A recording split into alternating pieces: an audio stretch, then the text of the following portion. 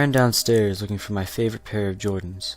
Outside I could hear a car honk, signaling that my mom had arrived to take me to her place for the summer. I found my shoes over by the front door and yelled goodbye to my dad over the shoulder. I made sure I heard him reply before I slammed the door behind me and jumped into my mom's sedan. I always loved summers with my mom. I got to hang out with a lot of my friends and swim all day sometimes. The ancient old man who lived next door would sneak me sweets and tell me crazy stories from back in the day. As I greeted my mom, I noticed something off about her. She seemed more silent and almost depressed, like, "Hey Mom, what's up? Why the long face?" I asked her, watching her as she stared ahead at the road. "Listen, sweetie," she said, reaching out to take my hand. "The old man who lived next door passed away a couple weeks ago. I know how much you liked him, and I really am sorry, honey." My heart sunk when I heard the news. I did think the guy was cool, but he was older than dirt. "That's okay, I guess. He was really old. Who lives there now?" I asked.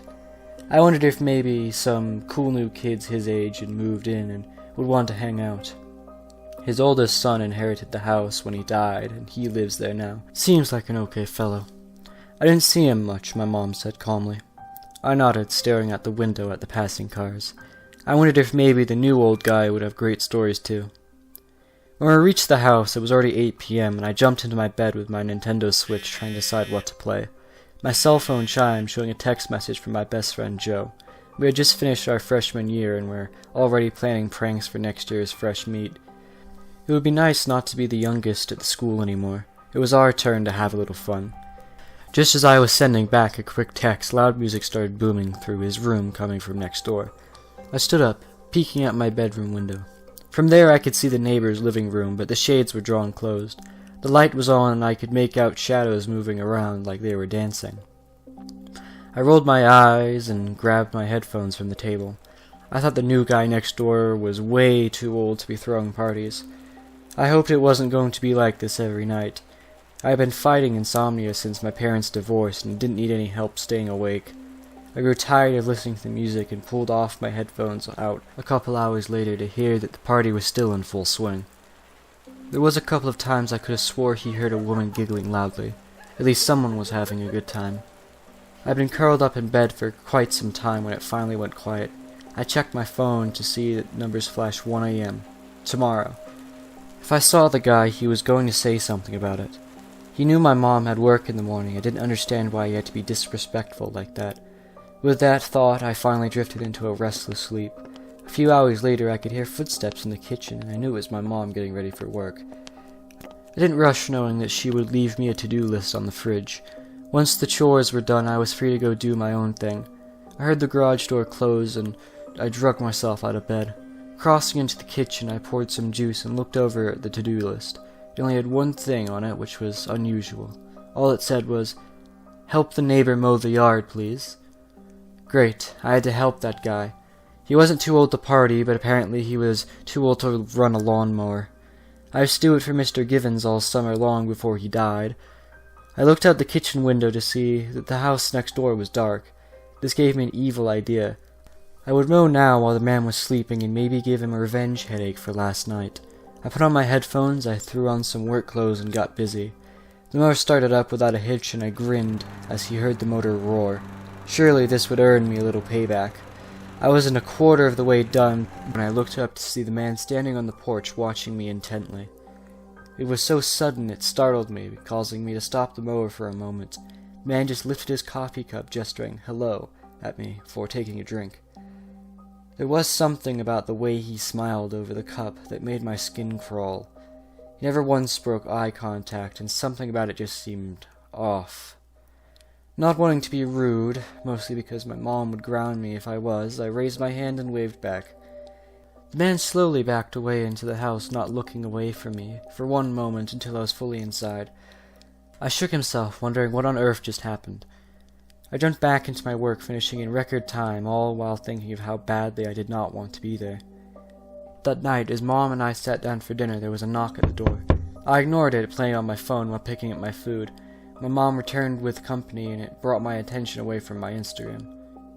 Holy crap! It was the old man from next door that was following her into the dining room. I dropped my fork onto the plate, suddenly losing my appetite. I watched as the man walked, noticing how proper his posture was. He kept his hands together and fingers laced as he walked.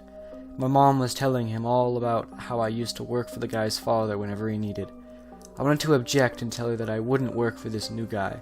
I wanted to say thank you for the work you did today, son. My yard has never looked better, said the man. I felt like the words were honey-laced with venom. I just couldn't shake the feeling that there was something sinister about that guy. He told me his name is Gregory, and that's what he's like to be called. Not Greg, never Greg apparently. Playing the part of a polite son, I went along with it all until he was gone so I could turn to my mom and tell her the truth about what happened today. Mom, I don't like that guy. He seems really creepy. I don't want to help him. My mom sighed, picking up the dirty dishes from the table. There's nothing wrong with him. He has never done anything wrong to us. He just needs some extra help around the house, and he has even offered to pay for your work. I groaned in frustration, but I did want the money. Maybe my mom was right and it wouldn't be so bad after all. Accepting my fate, I went back to my room to play video games. Just as I was second away from beating his best kill streak, loud music returned. It was even louder than last night. It reminded me that I'd never asked Gregory if he could keep it down. It distracted me just enough that I died in the game and red blood splattered across the screen. I threw my controller down and went to slam the blind shut, yelling at the man. Can't you just shut up for once? Jeez. This earned me a warning from my mother to keep it down, and I threw himself on the bed, covering my head with the pillow. Sure, she tells me to keep it down. I pulled the pillow off my head and I decided I would just go next door and ask him politely to turn the music down. Maybe he was just hard of hearing and didn't realize how loud he had it. I padded down the sidewalk, barefoot in my PJs, and paused at the front door. As I leaned in to knock, he could just make out a faint sound through the music. I stood still, tilting my ear towards the door, trying to make out what it was. I could tell it was a woman, and I wasn't sure, but I thought she was crying. It was a very soft cry, like she'd been sobbing for a while. This gave me chills, and I turned away from the house, spreading across his yard and back into my place. I slid into the entryway, slamming the door behind me, almost falling over as I skidded to a stop. Mother ran out of the kitchen to see what the commotion was about, grasping for the right words. All I could ever make out was, "Call 911. She reached over and grabbed my shoulders, asking me, over and over, what was wrong, what happened. Finally, I managed to explain to her what I had heard, and was not pleased with her reaction. Do you even care? He's probably in there hurting someone. I'd never been the kind of teenager to yell at my mother, but I was yelling at her now. I needed her to understand and hear what I was saying. That is enough. You stop watching all those scary movies and leave that man alone. I'll ask him to turn down the music, but you cut this nonsense out. He isn't hurting anyone. Now off to bed," Mom said. I did what I was told, without another word. Maybe she was right. I had just imagined it. Gregory had never done anything awful to me. It was just a feeling in my gut that I just couldn't explain. As I walked into my room, I noticed that the blinds in the window were wide open. I froze in place out in the hallway.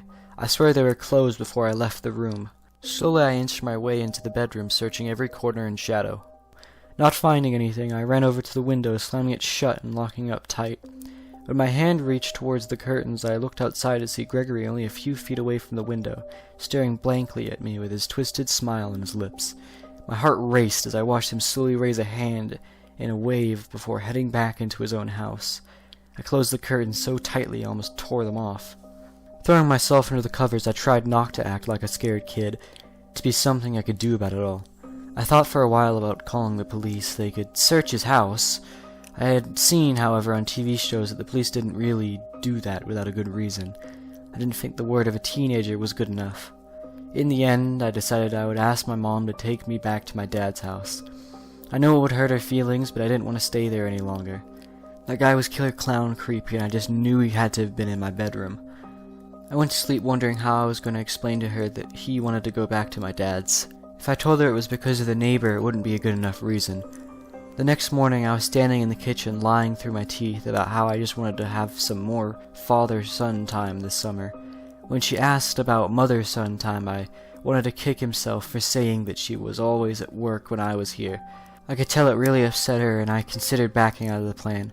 I wanted to ask her to come with me or just pack up and move, but I knew she wouldn't. She agreed, and later that day she drove me back to my dad's house. The ride back home was in complete silence. When my dad asked me why I had come back, I told him the truth. I told him about the guy and how I was pretty sure he had broken in, even about the music and the crying. Dad seemed to believe me just a little bit, but was convinced that I was blowing it a little bit out of proportion. I explained to him that I would really like it if he tried to be there with Mom for the summer, giving him a guilt trip about how much she missed him and looked forward to his visits. He agreed to at least think about it, and I dialed my mom's number on his phone. She picked up with a calm voice. Something changed in her tone when we were talking that caught my attention. "Mom, what's wrong?" I asked her, listening to her shuffle about on the other end of the line. "Oh, nothing, sweetie, I guess. I just left a window open." Without thinking, I hung up the phone and ran out into the living room where my dad was watching the news. "We need to go to Mom now. That guy's doing it again, and he could be anywhere in our house. I'm calling 911. Please, Dad, let's go." Noticing how frantic I was, he stood up, grabbing the keys from the table. I called the cops as we raced back to my mom's. 2 police cars were already parked outside when we arrived. They were standing in the yard talking to my mother, not appearing worried about anything. As I crossed the grass, I looked over to see Gregory sitting in a chair on his porch watching the entire scene. His twisted smile was painted on his lips again as he rocked back and forth in the chair. When he saw that I was looking at him, he pointed a hand at me, gesturing like he was shooting a gun. I knew he was threatening me, and I shook a little in the June heat. My mother appeared fine as the officers left, and they didn't even get mad at me for calling. The police had said that it was possible someone had been in the house and that she shouldn't stay alone. I begged and pleaded until I convinced my dad that we should all stay together that night. So my dad took the couch and my mom and I slipped off to bed. I refused to sleep though, and the fact that I couldn't. I sat bolt upright on the edge of my bed listening for any sound. A clang by the window got my attention. I went over to peek from around the frame. Just as I did, a shadow crossed the glass and I knew it was coming from behind me. A strong hand holding some kind of rag wrapped around my mouth and nose, making everything go black. I woke up coughing and gagging with some kind of awful taste in his mouth. I was bound together in some kind of dark basement. I could barely make anything out, but I could see 2 more people in there with me along the wall. It didn't take long for me to figure out that they were not alive. I fought back the urge to vomit at the smell that was now just assaulting my nose. A slicing sound came from behind me, and I straightened my neck to look. "You're just a nosy little twerp, aren't you? You weren't even on my list until you had to start poking yourself into my business." Gregory came from behind me, sharpening a large fillet knife on some kind of stone. I fought against the ropes that bound me, causing them to dig into my skin. "Pull all you want. You can't break free. I like when they bleed." An evil laugh came from the man, making me fight all the harder. Blood did begin to trickle down from my forearms where the ropes cut. I tried to scream, but there was black tape around my mouth that I hear. Gregory reached over, clicking a button on the stereo at the same loud music started playing again the night before. I fought and fought, knocking myself over onto his side. The music was to cover up the screams. As I was on my side, I came face to face with one of the bodies. I could see it was missing its eyes, and the top of its head had just been removed. Where its brain should have been was just an empty bowl now.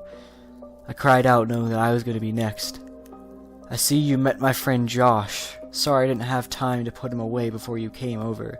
He and Catherine over here tried to scam me out of money, so I made them pay the price. You, my friend, have not followed the commandment of love thy neighbor, which is why you have to pay." He reached down, cupping my face with an empty hand, pulling me up to my feet. I tried to run, but the old man's grip was surprisingly strong, keeping me rooted to my spot. His other hand came up to point the knife directly at me. Many things to choose from. An eye or an ear?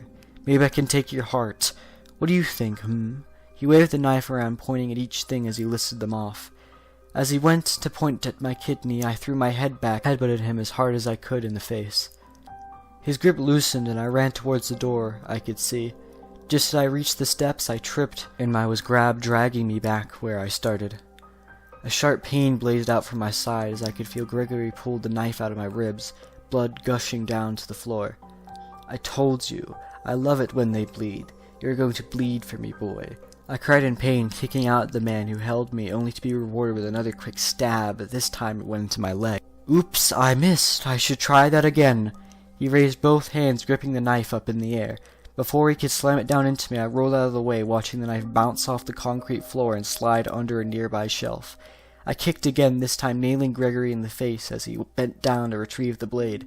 My kick drew blood from the man's nose, slowing him for a moment. It was long enough for me to get the knife and start sawing at the ropes. I didn't get all the way through before he was on me again, throwing me to the side like a rag doll. The knife almost slipped from my hands, but I squeezed it hard while I was tossed around, the blade biting into his hands. "Give it here now, you thief!" Gregory roared, reaching out to pull it from my hands. I kicked and headbutted over and over, hitting any piece of his face I could reach, all the while working at the ropes with the blade. We tossed and rolled like this for a while until suddenly one of my arms were free. Not knowing what else to do, I took the knife with my free hand, slicing out viciously at my neighbor. I hadn't really taken the time to aim, as I did so frantically in fear for my life. When Gregory stopped moving and fell backwards, blood oozing, I realized what I had done. Standing up to peek over the man, I could see blood pouring from his throat.